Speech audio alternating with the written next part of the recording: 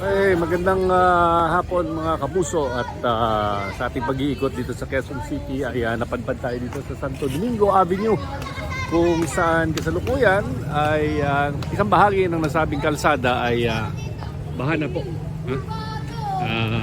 May mga estudyante na naipit as usual kasi dahil sa unpredictability ng weather natin, minsan tatawag na walang pasok, tapos wala namang ulan, tapos ngayon na may pasok, saka naman talaga bumuhos yung ulan, kaya naiipit.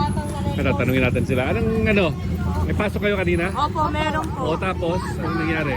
Ayun po, lakas po ng ulan. Lakas ng ulan. So, pinauwi kayo? Hindi po. Pauwi na kayo? Uwi na po talaga namin. Uwi na talaga. Wala po po suspended. Okay.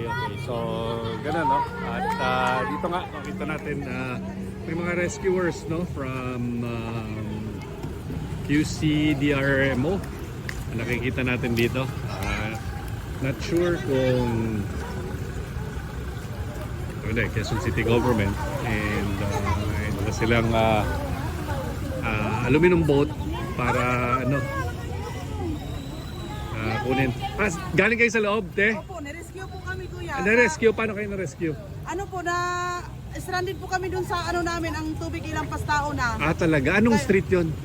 Dito po sa Calamba, G. Aranita, tapos ang nag-rescue po sa amin ay mga taga-barangay ng Santo Domingo. Santo Domingo. Opo, Santo Okay. Domingo. Interview muna tayo dito. Hindi pa. Santo Sige, Domingo sige. po ang nag-rescue sa amin. Maraming salamat, Santo Okay. Domingo. So yan nga, medyo bahanat talaga, kailangan ng bangka para makalabas. So yan ang situation dito sa Santo Domingo Avenue. Ikot tayo mamaya sa Araneta Avenue. Abangan ng ating report maya-maya lamang sa 24 oras.